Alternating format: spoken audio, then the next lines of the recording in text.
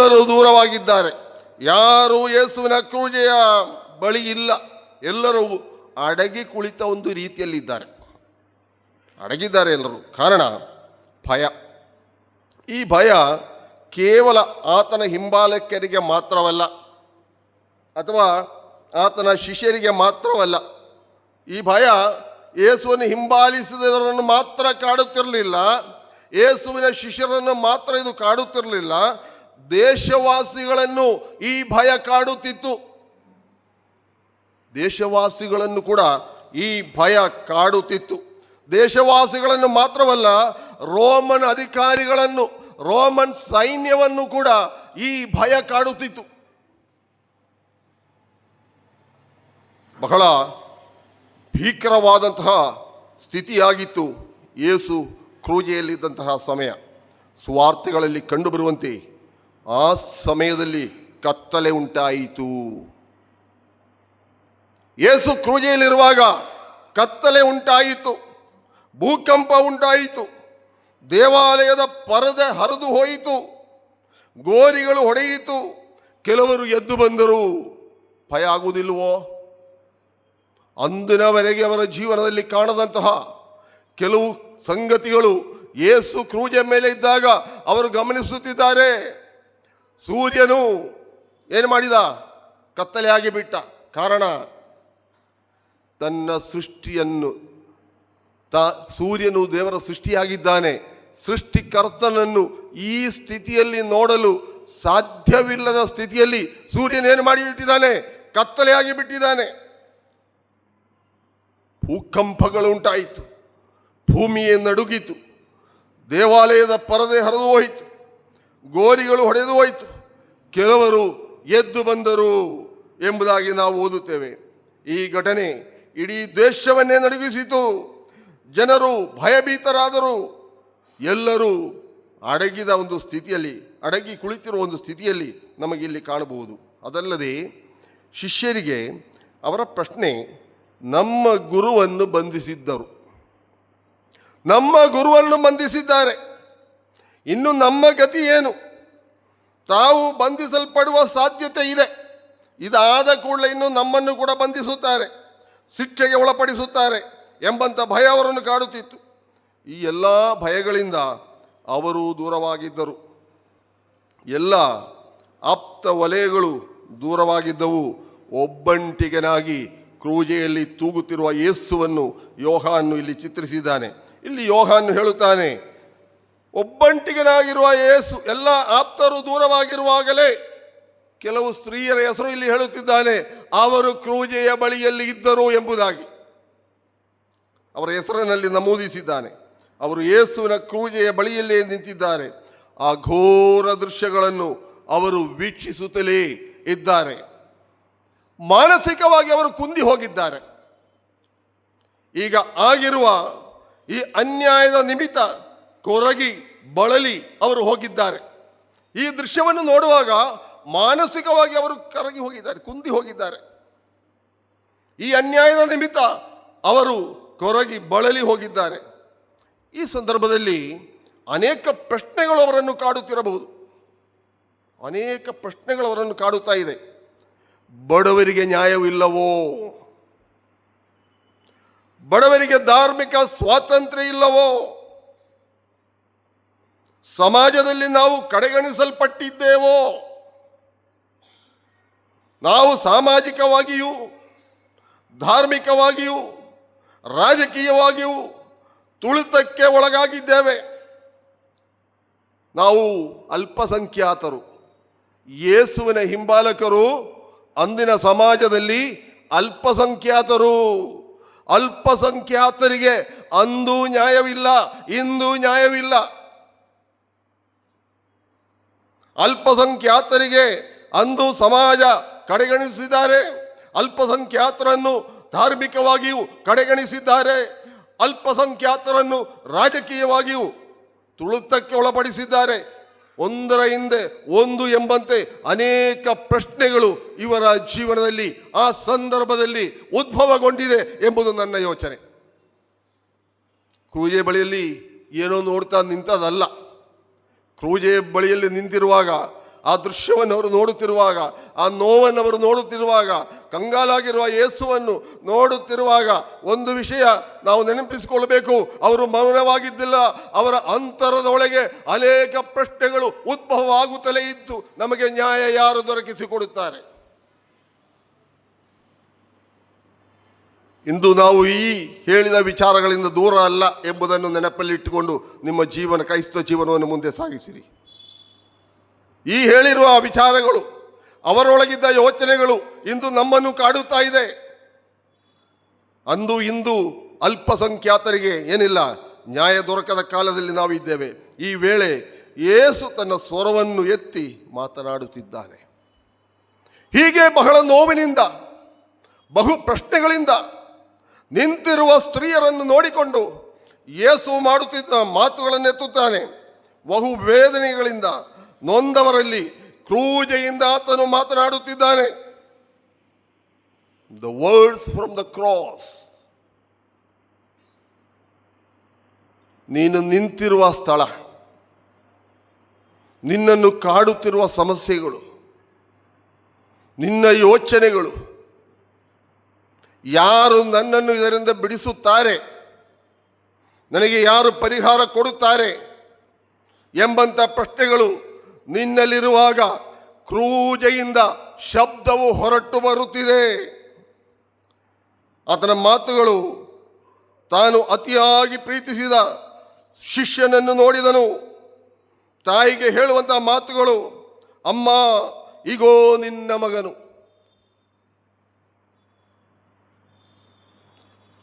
ಬೇರೆ ಬೇರೆ ನೋವುಗಳು ನಿನ್ನಲ್ಲಿ ಇದೆ, ಪರಿಹಾರಕ್ಕೆ ದಾರಿಗಳಿಲ್ಲ, ಪರಿಹರಿಸುವವರು ಇಲ್ಲ. ಆ ಸ್ಥಿತಿಯಲ್ಲಿ, ಕ್ರೂಜೆಯಲ್ಲಿ, ಆ ನೋವಿನಿಂದ ಬಳಲುತ್ತಿರುವಾಗಲೂ ತನ್ನ ತಾಯಿಯ ಬಗೆಗಿನ ಕಾಳಜಿಯನ್ನು ಆತನು ತೋರಿಸುತ್ತಿದ್ದಾನೆ. ಮತ್ತು ತಾನು ಪ್ರೀತಿಸುತ್ತಾ ಬಂದಿರುವ ಶಿಷ್ಯನಿಗೆ ಒಂದು ಆಜ್ಞೆಯನ್ನು ಕ್ರೂಜೆಯಿಂದ ಕೊಡುತ್ತಿದ್ದಾನೆ. ಆಜ್ಞೆ, ತನ್ನ ತಾಯಿಯನ್ನು ನೀನು ನೋಡಿಕೊಳ್ಳಬೇಕು, ಸ್ವೀಕರಿಸಬೇಕು. ಅಮ್ಮ ಇಗೋ ನಿನ್ನ ಮಗನು. ತರುವಾಯ ಶಿಷ್ಯನಿಗೆ, ಇಗೋ ನಿನ್ನ ತಾಯಿ, ಇಗೋ ನಿನ್ನ ತಾಯಿ. ಇಲ್ಲಿ ನಾವು ಗಮನಿಸಬೇಕು, ವೆರಿ ಶಾರ್ಟ್ ವರ್ಡ್ಸ್. ಈಗ ತಾನೇ ಧ್ಯಾನ ಮಾಡಿದ ವಚನಗಳು, ಈಗ ನಾನು ಮಾತನಾಡುತ್ತಿರುವಂತಹ ಅದೇ ವಚನ, ಇವೆಲ್ಲವೂ ಕ್ರೂಜೆಯಲ್ಲಿರುವಂತಹ ಯೇಸುವಿನ ಶಾರ್ಟ್ ವರ್ಡ್ಸ್ ಆಗಿದೆ. ಉದ್ದ ಪ್ರಸಂಗ ಯಾವುದೂ ಇಲ್ಲ, ನೀಳವಾಗಿ ಯಾವ ಮಾತುಗಳನ್ನು ಆತನಾಡುವುದಿಲ್ಲ. ಬಹಳ ಚುರುಕಾಗಿ ಆತನು ಮಾತನಾಡುತ್ತಿದ್ದಾನೆ. Hanging on the cross and its severity is the reason for the short words. ಕ್ರೂಜೆಯಲ್ಲಿ ನೇಲುತ್ತಿರುವಂತಹ ತೂಗಾಕಲ್ಪಟ್ಟದ ಯೇಸು, ಅದರ ನೋವು, ಆತನು ಆಗ ಅನುಭವಿಸುತ್ತಿರುವ ನೋವು, ಅದು ಬಹಳ ವೇದನೆಯುಳ್ಳದಾಗಿದೆ, ಸಹಿಸಲಿಕ್ಕೆ ಸಾಧ್ಯವಿಲ್ಲದಂಥ ನೋವಾಗಿದೆ. ಕ್ರೂಜೆಯಲ್ಲಿ ತಾನು ತೂಗ ಹಾಕಿರುವಾಗ ಉಸಿರಾಟ ತೊಂದರೆ ಫಸ್ಟ್ ಎಫೆಕ್ಟ್ ಆಗ್ತದೆ. ಮೊದಲು ಆ ವ್ಯಕ್ತಿಯಲ್ಲಿ ಉಂಟಾಗುವಂತಹ ಅನುಭವ ಅಂದರೆ ಉಸಿರಾಟದ ಪ್ರಶ್ನೆಯಾಗಿರುತ್ತದೆ. ಅದಕ್ಕೆ ಬಹಳ ತೊಂದರೆ ಪಡುತ್ತಾರೆ. ಈ ಸಂದರ್ಭದಲ್ಲಿ ತನ್ನ ಶರೀರದ ಮೊತ್ತ ತೂಕ ಈ 3 ಆಣಿಗಳ ಮೇಲೆ ನಿಂತಿದೆ. ತನ್ನ ಬಾಡಿ ಸಂಪೂರ್ಣವಾಗಿ ಈ 3 ಆಣಿಗಳ ಮೇಲೆ ನಿಂತಿದೆ. ಹಾಗೂ ಪಾದದ ಅಡಿಯಲ್ಲಿ ಒಂದು ಸಣ್ಣ ಸಪೋರ್ಟ್ ಕೊಟ್ಟಿದ್ದಾರೆ. ಏನಂದರೆ ಈ ಬಾಡಿ ಹರಿದು ಹೋಗಬಾರದು, ಶರೀರ ಸೀಳಿ ಹೋಗಬಾರದು, ಬಿಚ್ಚಿ ಹೋಗಬಾರದು. ಅದಕ್ಕಾಗಿ ಒಂದು ಸಣ್ಣ ಸಪೋರ್ಟಲ್ಲಿ ಕೊಟ್ಟಿದ್ದಾರೆ. ಶರೀರ ಹರಿದು ಹೋಗದಂತೆ ಕಾಲಿನ ಕೆಳಗೆ ಒಂದು ಸಣ್ಣ ಸಪೋರ್ಟ್ ಕೊಟ್ಟಿದ್ದಾರೆ, ಇರುತ್ತದೆ. ಈ ಸಂದರ್ಭದಲ್ಲಿ ಸ್ವರ ಎತ್ತಿ ಮಾತನಾಡಲು ಸಾಧ್ಯವಾಗುವುದಿಲ್ಲ. ಸ್ವರ ಎತ್ತಿ ಮಾತನಾಡಲು ಸಾಧ್ಯವಾಗುವುದಿಲ್ಲ. ಒಂದು ಮಾತು ಹೇಳಬೇಕಾದರೆ ತನ್ನ ಸಂಪೂರ್ಣ ಬಲವನ್ನು ತಾನು ಉಪಯೋಗಿಸಬೇಕಾಗಿದೆ. ಒಂದು ಮಾತನ್ನು ಆ ಸಂದರ್ಭದಲ್ಲಿ ಹೇಳಬೇಕಾದರೆ ತನ್ನ ಶರೀರದಲ್ಲಿರುವಂತಹ ಸಂಪೂರ್ಣ ಬಲವನ್ನು ಉಪಯೋಗಿಸಿದರೆ ಮಾತ್ರ ಒಂದು ಪದ ಹೊರಗೆ ಬರುತ್ತದೆ. ಇಲ್ಲಿ ಬಲಪ್ರಯೋಗ ಮಾಡುವ ಸ್ಥಿತಿ ಇಲ್ಲ. ಬಲಪ್ರಯೋಗ ಮಾಡಿ ಮಾತುಗಳನ್ನು ಆಡುವಂಥ ಸ್ಥಿತಿಯಲ್ಲಿ ಯೇಸು ಇಲ್ಲ. ಆದುದರಿಂದ ತನ್ನ ಮಾತುಗಳು 7 ಮಾತುಗಳನ್ನು ನಾವು ಗಮನಿಸಿದರೆ ಅದು ಬಹಳ ಸಣ್ಣ ಪದಗಳಾಗಿರುತ್ತದೆ. ಶಾರ್ಟ್ ಆಗಿ ಯೇಸು, ಚಿಕ್ಕ ಮಾತುಗಳಾಗಿರುತ್ತದೆ, ಬಹಳ ಶಾರ್ಟ್ ಆಗಿ ಆ ಮಾತುಗಳನ್ನು ಯೇಸು ಹೇಳುತ್ತಿದ್ದಾನೆ. ಇಲ್ಲಿ ಸಂಪೂರ್ಣ ಮಾನವನಾಗಿಯೇ ಯೇಸು ಕ್ರೂಜೆಯಲ್ಲಿದ್ದಾನೆ. ಗಮನಿಸಬೇಕು, ನಿನ್ನೆ ನಾನು ವಿವರಿಸಿದ್ದೇನೆ, ಅದೆಲ್ಲ ನಿನ್ನೆ ಮೊನ್ನೆಗಳಲ್ಲೆಲ್ಲ ಹೇಳಿದ್ದೇನೆ. ಸಂಪೂರ್ಣ ಮಾನವನಾಗಿಯೇ ಯೇಸು ಕ್ರೂಜೆಯಲ್ಲಿದ್ದಾನೆ. ಇದು ತನ್ನ ಬಂಧನದಿಂದ ಮುಂದೆ ನ್ಯಾಯ ವಿಚಾರಣೆಗಳು, ಕೊರಡೆಯ ಹೊಡೆತ, ಕ್ರೂಜೆಯನ್ನು ಹೊರುವಾಗ, ಕ್ರೂಜೆಗೆ ಏರಿಸಿದಾಗ ಎಲ್ಲ ತಾನು ಸಂಪೂರ್ಣ ಮಾನವನಾಗಿಯೇ ಇದನ್ನು ಎದುರಿಸುತ್ತಿದ್ದಾನೆ. ಈ ಘಟನೆಗಳೆಲ್ಲ ನಡೆಯುವಾಗ ಎಲ್ಲವನ್ನೂ ಆತನು ಮಾನವನಾಗಿಯೇ ಪೂರ್ಣ ಮಾನವನಾಗಿದ್ದುಕೊಂಡೇ ಇದನ್ನು ತಾಳುತ್ತಿದ್ದಾನೆ. ಇಲ್ಲಿ ಸುವಾರ್ತಿಕನು ಯೇಸುವಿನ ತಾಯಿಯನ್ನು ಸೂಚಿಸಿದ್ದಾನೆ. ಅಮ್ಮ, ಇಗೋ ನಿನ್ನ ಮಗನು. ಶಿಷ್ಯನಿಗೆ ಇಗೋ ನಿನ್ನ ತಾಯಿ. ಕಾರಣ, ಯೋಹಾನ್ನಲ್ಲಿ ಕನ್ನಿಕಾ ಜನನದ ಬಗ್ಗೆ ವಿವರಣೆಗಳು ಇಲ್ಲ. ಇತರ ಸುವಾರ್ತೆಗಳಲ್ಲಿ ಯೇಸುವಿನ ಕನ್ನಿಕಾ ಜನನ ಬಗ್ಗೆ ಬಹಳ ವಿಶಾಲವಾಗಿ ನಮೂದಿಸಲ್ಪಟ್ಟಿದೆ. ಮತ್ತಾಯನು ಬಹಳ ವಿಶಾಲವಾಗಿ ಬರೆದಿದ್ದಾನೆ, ಹಾಗೆ ಲೂಕನು ವಿಶಾಲವಾಗಿ ಬರೆದಿದ್ದಾನೆ. ಮಾರ್ಕನಲ್ಲಿಯೂ ಕಂಡು ಬರುವುದಿಲ್ಲ, ಯೋಹಾನನಲ್ಲಿಯೂ ಕಂಡು ಬರುವುದಿಲ್ಲ. ಇಲ್ಲಿ ಸುವಾರ್ತಿಕನು ಯೇಸುವನ್ನು ನೇರ ದೇವರಿಂದ ಬಂದವನು ಎಂಬುದಾಗಿ ನಮೂದಿಸಿದ್ದಾನೆ. 1ನೇ ಅಧ್ಯಾಯ ವಚನಗಳು 1ರಿಂದ 18ರವರೆಗೆ ಓದುವಾಗ ಆ ಪೀಠಿಕೆಯಲ್ಲಿ ಅದು ವ್ಯಕ್ತವಾಗ್ತದೆ. ಆತನು ನೇರ ದೇವರಿಂದಲೇ ಬಂದವನು, ದೇವಕೇಂದ್ರೀಕೃತ. ಜೀಸಸ್ ಮೀನ್ಸ್, ಕ್ರೈಸ್ಟ್ ಮೀನ್ಸ್ ಥಿಯೋಸೆಂಟ್ರಿಕ್, ದೇವಕೇಂದ್ರೀಕೃತ, ದೇವರಿಂದ ನೇರ ಬಂದಿದ್ದಾನೆ. ಆದ್ದರಿಂದ 2ನೇ ಅಧ್ಯಾಯದಲ್ಲಿ ತಾನು ಸಂಪೂರ್ಣ ಮಾನವನು ಎಂಬ ಚಿತ್ರಣವನ್ನು ಕೊಡುತ್ತಿದ್ದಾನೆ. 1ರಲ್ಲಿ ದೇವರಿಂದ ನೇರ ಬಂದವನು ಎಂದು ಹೇಳುವಾಗ, 2ನೇ ಅಧ್ಯಾಯಕ್ಕೆ ಬರುವಾಗ ಯೇಸು ಸಂಪೂರ್ಣ ಮಾನವನಾಗಿದ್ದಾನೆ ಎಂಬ ಚಿತ್ರಣವನ್ನು ನಮ್ಮ ಮುಂದಿಡುತ್ತದೆ. ಕಾನಾದಲ್ಲಿ ನಡೆದ ಘಟನೆ, ಯೇಸುವಿನ ತಾಯಿಯ ಪಾತ್ರ ಯೇಸುವಿನ ಮಾನವತ್ವದ ಸೂಚನೆಯಾಗಿದೆ ಎಂಬುದನ್ನು ನಾವು ಗಮನಿಸಬೇಕಾಗಿದೆ. ಕಾನಾದಲ್ಲಿ ನಡೆದ ಘಟನೆ, ಯೇಸುವಿನ ತಾಯಿಯ ಪಾತ್ರ ಅದು ಸಂಪೂರ್ಣ ಯೇಸು ಮಾನವನಾಗಿದ್ದಾನೆ ಎಂಬ ಸೂಚನೆ ಕೊಡುತ್ತದೆ. ಅದೇ ಯೋಚನೆಯನ್ನು ಕ್ರೂಜೆಯ ಘಟನೆಯಲ್ಲಿಯೂ ಯೋಹಾನನು ವಿವರಿಸುತ್ತಿದ್ದಾನೆ ಅಥವಾ ವ್ಯಕ್ತಪಡಿಸುತ್ತಿದ್ದಾನೆ. ಅದೇ ಯೋಚನೆ ಇಲ್ಲಿ ಕೂಡ ಕಂಡುಬರುತ್ತದೆ. ಅಂದರೆ ಯೇಸುವಿನ ಮಾನವ ಸಂಬಂಧ ಇಲ್ಲಿ ಚಿತ್ರಣವಾಗಿದೆ. ಈ ಮಾತುಗಳಲ್ಲಿ ಯೇಸುವಿನ ಮಾನವ ಸಂಬಂಧ. ಅಮ್ಮ, ಇಗೋ ನಿನ್ನ ಮಗನು. ಅವನಿಗೆ ಹೇಳ್ತಾನೆ, ಶಿಷ್ಯನಿಗೆ ಹೇಳ್ತಾನೆ, ಇಗೋ ನಿನ್ನ ತಾಯಿ. ಅಂದರೆ ಆ ಮಾನವ ಸಂಬಂಧವನ್ನು ಸೂಚಿಸುತ್ತಾನೆ. ಆತನಿಗೆ ಒಂದು ಮನೆತನವಿದೆ, ಆತನಿಗೆ ಒಂದು ಕುಟುಂಬ ಸಂಬಂಧವಿದೆ ಎಂಬ ಯೋಚನೆ ಈ ವಾಕ್ಯದಲ್ಲಿ ವ್ಯಕ್ತವಾಗ್ತದೆ. ಆತನಿಗೆ ಒಂದು ಮನೆತನ ಇದೆ, ಒಂದು ವಂಶ ಪಾರಂಪರ್ಯ ಇದೆ, ಯಾವ ಮನೆಗೆ ಸೇರಿದವನು, ಯಾವ ಕುಲಕ್ಕೆ ಸೇರಿದವನು ಎಂಬುದಕ್ಕೆ ಒಂದು ವಿಳಾಸವಿದೆ. ಹಾಗೂ ಆತನಿಗೆ ಒಂದು ಕುಟುಂಬ ಸಂಬಂಧವಿದೆ. ಅಂದರೆ ಕುಟುಂಬವನ್ನದು ಯಾವ ರೀತಿಯಲ್ಲಿ ಇತ್ತು, ಆ ಸಂಬಂಧಗಳು ಹೇಗಿತ್ತು ಎಂಬುದನ್ನಿಲ್ಲಿ ಸೂಚಿಸುವಾಗ ನಾವು ಗಮನಿಸಬೇಕು, ನಾವು ಗುರುತಿಸಬೇಕು. ಯೇಸು ಮಾನವನಾಗಿಯೂ ಅದೇ ವೇಳೆ ಯೇಸು ದೇವರಾಗಿಯೂ ಈ ಲೋಕಕ್ಕೆ ಬಂದಿದ್ದಾನೆ. ಆ ಮಾನವತ್ವದಲ್ಲಿ ಅಡಗಿರುವ ದೈವತ್ವವನ್ನು ಅಲ್ಲಲ್ಲಿ ಆತನ ಪ್ರಕಟ ಮಾಡುತ್ತಾ ಇದ್ದಾನೆ. 2ನೇ ವಿಚಾರ, ಈ ವಾಕ್ಯ ತನ್ನ ಜವಾಬ್ದಾರಿಕೆಯನ್ನು ಎತ್ತಿ ತೋರಿಸುತ್ತದೆ. ಈ ವಾಕ್ಯ ತನ್ನ ಜವಾಬ್ದಾರಿಕೆಯನ್ನು ಎತ್ತಿ ತೋರಿಸುತ್ತದೆ. ಕ್ರೈಸ್ತ ಜೀವನ ಜವಾಬ್ದಾರಿಕೆಯಿಂದ ಕೂಡಿರುತ್ತದೆ. ನಮ್ಮ ಕ್ರೈಸ್ತ ಜೀವನ ಎಂಬುದು ಅದು ಬಹಳ ಜವಾಬ್ದಾರಿಕೆ ಉಳ್ಳ ಜೀವನವಾಗಿದೆ. ಕ್ರೈಸ್ತರೇ, ನಿಮಗೆ ಸಭೆಯ ಜವಾಬ್ದಾರಿಕೆ ಇದೆ. ಸಭೆಯಲ್ಲಿನ ಸಮಸ್ಯೆಗಳು ನೀವು ಪ್ರತಿಯೊಬ್ಬರು ಅದಕ್ಕೆ ಹೊಣೆಗಾರರಾಗಿದ್ದೀರಿ. ಸಭೆಯಲ್ಲಿ ಉಂಟಾಗುವ ಯಾವುದೇ ಮನೆಯಲ್ಲಿ ಉಂಟಾಗಲಿ, ಯಾವುದೇ ವ್ಯಕ್ತಿಗಳಲ್ಲಿ ಉಂಟಾಗಲಿ, ಎಲ್ಲಿ ಆದರೂ ಸಭೆ ಅದಕ್ಕೆ ಏನಾಗಿದ್ದಾರೆ, ಹೊಣೆಯಾಗಿದ್ದಾರೆ. ನಿಮಗೆ ಜವಾಬ್ದಾರಿಕೆ ಇದೆ ಆ ಮನೆಯ ಮೇಲೆ, ಆ ವ್ಯಕ್ತಿಯ ಮೇಲೆ. ಹಾಗೆ ಕ್ರೈಸ್ತ ಜೀವನ ಅಂದರೆ ಬಹಳ ಜವಾಬ್ದಾರಿಕೆಯಿಂದ ಕೂಡಿದಾಗಿದೆ. ಬಹಳ ಜವಾಬ್ದಾರಿಕೆ ಇದೆ. ಆ ಜವಾಬ್ದಾರಿಕೆ ಎಷ್ಟಿದೆ ಎಂಬುದನ್ನು ನಾವೊಮ್ಮೆ ಅರಿತುಕೊಂಡ್ರೆ ಒಳ್ಳೆಯದಿತ್ತು. You are the light of the world, you are the salt of the world. ನೀವು ಲೋಕದ ಬೆಳಕಾಗಿದ್ದೀರಿ ಅನ್ನುವಾಗ ಕ್ರೈಸ್ತನಾಗಿರುವ ನನ್ನ ಜವಾಬ್ದಾರಿಕೆ ಎಷ್ಟು ಇದೆ ಎಂಬುದನ್ನು ಈ ವಚನದ ಅಡಿಯಲ್ಲಿ ನಾವು ಪರಿಶೋಧನೆ ಮಾಡಬೇಕಾಗಿದೆ.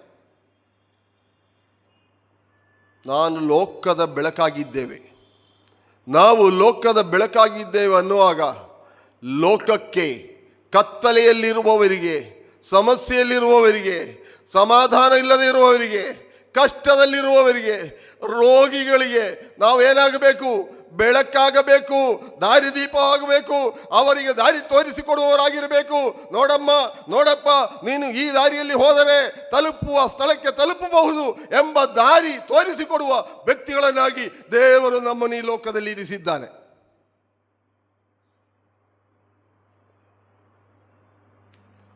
ಎಷ್ಟು ಬೆಲೆ ನಮ್ಮ ಕ್ರೈಸ್ತ ಜೀವನಕ್ಕೆ ನಾವು ಕೊಡುತ್ತಿದ್ದೇವೆ ಎಂಬುದನ್ನು ಈ ವಚನದ ಆಧಾರದಲ್ಲಿ ಒಮ್ಮೆ ಶೋಧನೆ ಮಾಡಬೇಕಾಗಿದೆ. You are the salt of the earth. ಉಪ್ಪು ಏನು ಸಾರು ಮಾಡಿದರು, ಯಾವ ರೀತಿಯ ಪಾಯಸ ಮಾಡಿದರು, ಯಾವ ರೀತಿಯ ಜಿಲೇಬಿ ಮಾಡಿದರು, ಅದಕ್ಕೆ ಉಪ್ಪಿಲ್ಲ ಅಂದರೆ ಏನಿಲ್ಲ, ರುಚಿ ಇಲ್ಲ ಎಂಬುದು ನಮಗೆಲ್ಲರಿಗೂ ಗೊತ್ತು. ಅಂದರೆ ಒಬ್ಬ ಮಾನವನ ಜೀವನದಲ್ಲಿ ನೀನು ಉಪ್ಪಾಗಿ ಕಾರ್ಯ ಮಾಡುವ ವ್ಯಕ್ತಿಯಾಗಿದ್ದಿ, ಅವನ ಜೀವನ ರುಚಿಯಾಗುವಂತೆ, ತೃಪ್ತಿಕರ ಆಗುವಂತೆ ಮಾರ್ಪಡಿಸುವ ವ್ಯಕ್ತಿ ನೀನಾಗಿದ್ದಿ. ಸಭೆಯೇ, ನಿನ್ನ ಆಯ್ಕೆ ಏನೆಂಬುದನ್ನು ಈ ಸಂದರ್ಭದಲ್ಲಿ ಒಮ್ಮೆ ಯೋಚನೆ ಮಾಡಬೇಕಾಗಿದೆ. ಕ್ರೈಸ್ತರೇ, ನನ್ನ ನಿಮ್ಮ ಆಯ್ಕೆಯ ಬೆಲೆ ಏನೆಂಬುದನ್ನು ಈ ಸಂದರ್ಭದಲ್ಲಿ ಒಮ್ಮೆ ಯೋಚನೆ ಮಾಡಬೇಕಾಗಿದೆ.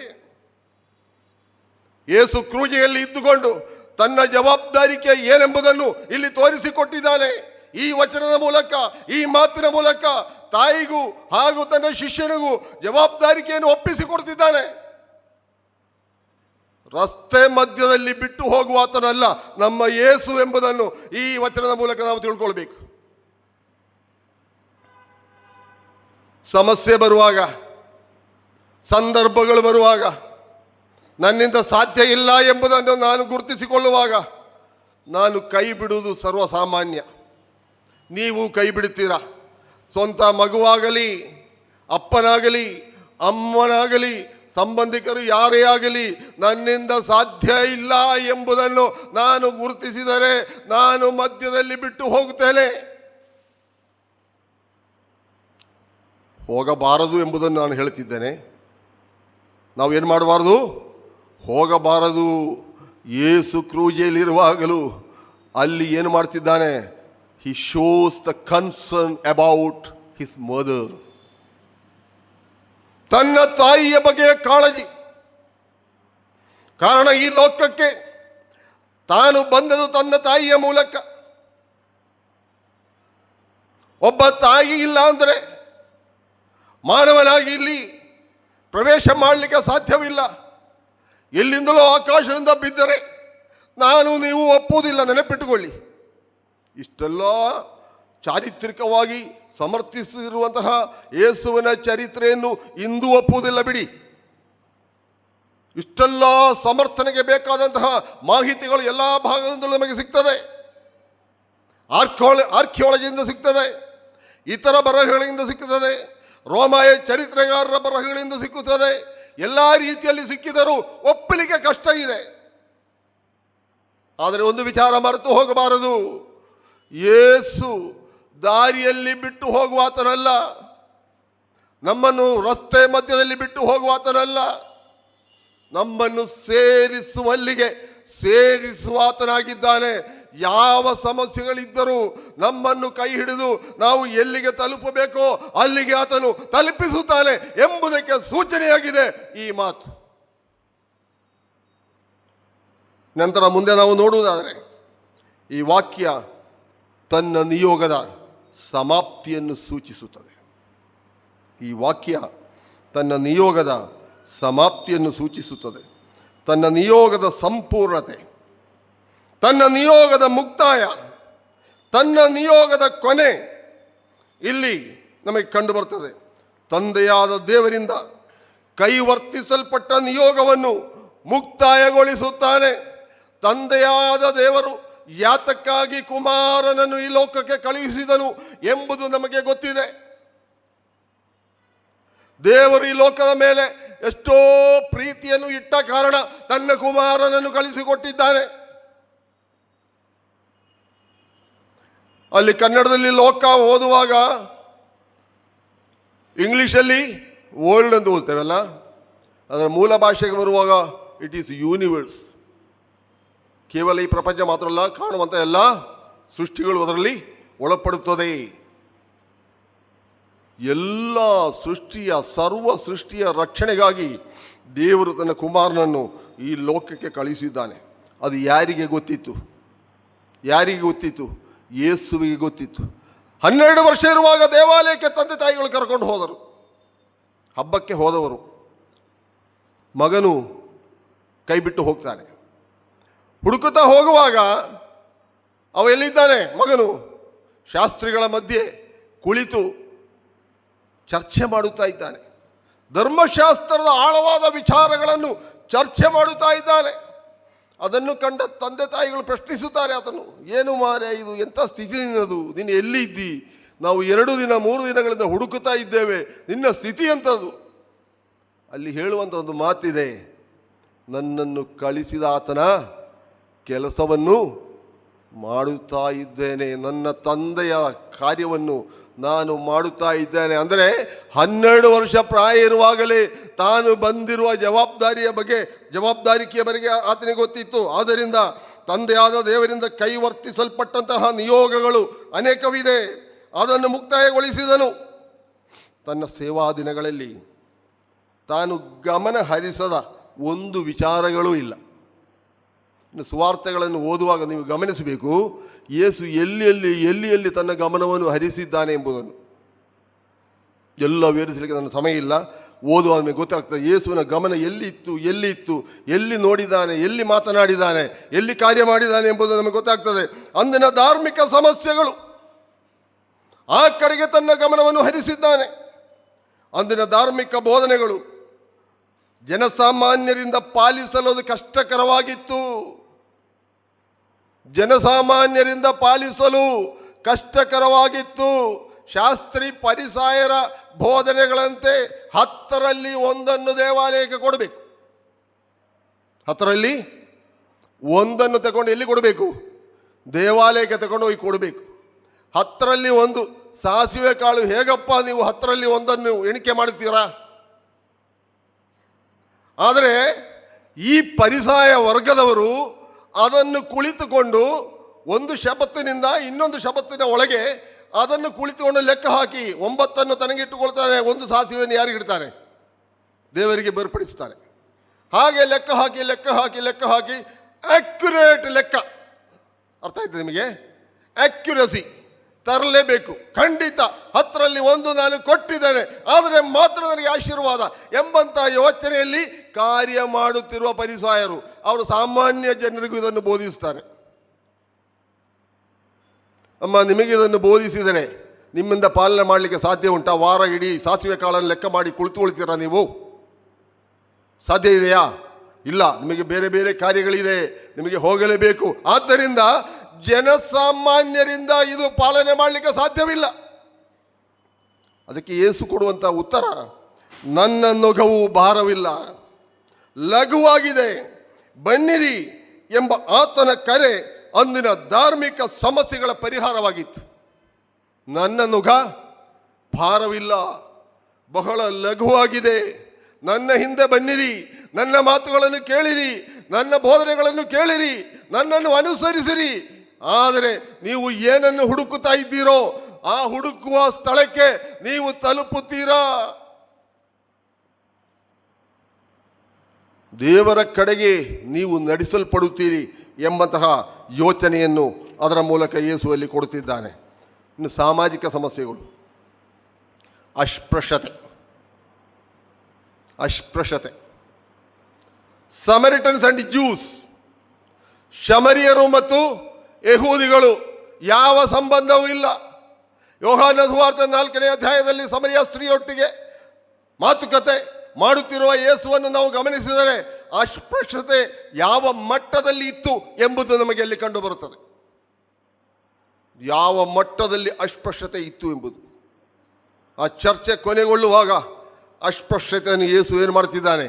ಸಂಪೂರ್ಣವಾಗಿ ಆ ಸಮಾಜದಿಂದ ತೊಲಗಿಸಿ ಬಿಡುತ್ತಿದ್ದಾನೆ. ಆಮೇಲೆ ಯಹೂದಿಗಳನ್ನು ಮತ್ತು ಅನ್ಯ ಜನಾಂಗವನ್ನು ಒಮ್ಮೆ ಗಮನಿಸಿ ನೋಡಿ. ಅನ್ಯ ಜನಾಂಗಗಳಿಗೆ ಬರಬಹುದು, ಧರ್ಮ ಪಾಲನೆ ಮಾಡಬಹುದು, ಯಹೂದಿ ಧರ್ಮಕ್ಕೆ ಸೇರಿಕೊಳ್ಳಬಹುದು. ಆದರೆ ಅವರದೇ ಆದಂಥ ಕೆಲವು ನಿಯಮಾವಳಿಗಳನ್ನು ಪಾಲನೆ ಮಾಡದಿದ್ದರೆ ದೇವಾಲಯದ ಒಳಗೆ ಪ್ರವೇಶ ಇಲ್ಲ. ಅವರಿಗಾಗಿ ಸಪ್ರೇಟ್ ಸ್ಥಳವನ್ನು ಅವರು ಇಟ್ಟಿದ್ದರು. ಅಲ್ಲಿವರೆಗೆ ಬರಬಹುದು, ಅಲ್ಲಿ ಕುಳಿತುಕೊಳ್ಳಬಹುದು, ಹೊರತು ಒಳಗೆ ಬರಲಿಕ್ಕೆ ಅವಕಾಶ ಇಲ್ಲ. ಇನ್ನು ಸ್ತ್ರೀಯರನ್ನು ಗಮನಿಸಿದರೆ ತುಳಿತಕ್ಕೊಳಗಾದಂಥ ಕಾಲವಾಗಿತ್ತು, ತುಳಿತಕ್ಕೆ ಒಳಗಾದಂತಹ ಕಾಲವಾಗಿತ್ತು. ಅವರಿಗೆ ಯಾವ ರೀತಿಯಲ್ಲಿಯೂ ಸಮಾಜದಲ್ಲಿ ಯಾವ ಅವಕಾಶಗಳು ಇರಲಿಲ್ಲ. ಆ ಸ್ಥಿತಿಯಲ್ಲಿ ಅವರಿದ್ದರು. ನಂತರ ನೋಡುವುದಾದರೆ ಕುಷ್ಠರೋಗಿಗಳು ಯಾವಾಗಲೂ ಪಾಳೆಯದ ಹೊರಗೆ, ಒಳಗೆ ಬರಬೇಕಾದ್ರೆ ಅಷ್ಟೇ ಕಾರ್ಯಕ್ರಮಗಳನ್ನು, ಶುದ್ಧೀಕರಣದ ಕಾರ್ಯಕ್ರಮಗಳನ್ನು ಮಾಡಬೇಕು. ಆದರೆ ಯೇಸು ಅಂತಹ ಕುಷ್ಠರೋಗಿಗಳನ್ನು ಮುಟ್ಟಿದನು. ಅವನ್ನು ಮುಟ್ಟಿದ ಕೂಡಲೇ ಅವರು ವಾಸಿಯಾದರು. ಹಳೆಯ ಒಡಂಬಡಿಕೆಯ ಧರ್ಮಶಾಸ್ತ್ರ ಪ್ರಕಾರ ಅವು ವಾಸಿಯಾದರೂ ಇನ್ನೂ ಕೆಲವು ದಿನ ಎಲ್ಲಿರಬೇಕು? ಹೊರಗೇನೆ ಇರಬೇಕು. ನಂತರ ಬಂದು ಟೆಸ್ಟ್ ಮಾಡಿ ಅದಕ್ಕೆ ಬೇಕಾದಂಥ ಎಲ್ಲ ಯಜ್ಞ ವಸ್ತುಗಳನ್ನು ತಂದು ಯಾಜಕನಲ್ಲಿ ಕೊಟ್ಟು ಯಜ್ಞ ಮಾಡಿ ಶುದ್ಧೀಕರಿಸಿ ಒಳಗೆ ಸೇರಬೇಕು. ಅಂತಹ ಸ್ಥಿತಿಯಲ್ಲಿ ಬೋಧನೆಗಳಿರುವಾಗ ಯೇಸು ಅಂತಹ ವ್ಯಕ್ತಿಗಳನ್ನು ಮುಟ್ಟಿ ಸೌಖ್ಯ ಮಾಡಿದನು. ಇನ್ನು ಅಂಗವಿಕಲರ ಸಂಖ್ಯೆ ಬಹಳ ಇತ್ತು. ಎಷ್ಟು ಅಂಗವಿಕಲರನ್ನು ಯೇಸು ಯಾವ ಯಾವ ರೀತಿಯಲ್ಲಿ ವಾಸಿ ಮಾಡಿದನು ಎಂಬುದು ನಿಮಗೆ ಗೊತ್ತಿದೆ. ಅವರನ್ನು ಗಮನದಲ್ಲಿರಿಸಿಕೊಂಡಿದ್ದನು. ಅಂದರೆ ಸಾಮಾಜಿಕ ಸಮಸ್ಯೆಯ ಎಲ್ಲ ಕಡೆಗಳಿಗೂ ಯೇಸು ತನ್ನ ಕಣ್ಣನ್ನು ಹರಿಸಿದ್ದಾನೆ, ಎಲ್ಲ ಕಡೆಗೂ ತನ್ನ ಗಮನವನ್ನು ಹರಿಸಿದ್ದಾನೆ. ಇನ್ನು ಬಡತನ, ಅಲ್ಲಿಯೂ ಯೇಸು ಸುಮ್ಮನಿರಲಿಲ್ಲ. 5,000 ಜನಕ್ಕೆ ಯೇಸು ಊಟ ಹಾಕ್ತಾನೆ. ಬಡತನದ ಕಡೆಗೂ ಯೇಸು ಗಮನ ಹರಿಸಿದ್ದಾನೆ. ಅಂದರೆ ಸಾಮಾಜಿಕ ಸಮಸ್ಯೆಗಳಿಗೆಲ್ಲ ಯೇಸು ಸ್ಪಂದಿಸಿದ್ದಾನೆ ಎಂಬುದು ನಮಗೆ ಗೊತ್ತಿದೆ. ಎಲ್ಲ ಕ್ಷೇತ್ರಗಳಲ್ಲಿಯೂ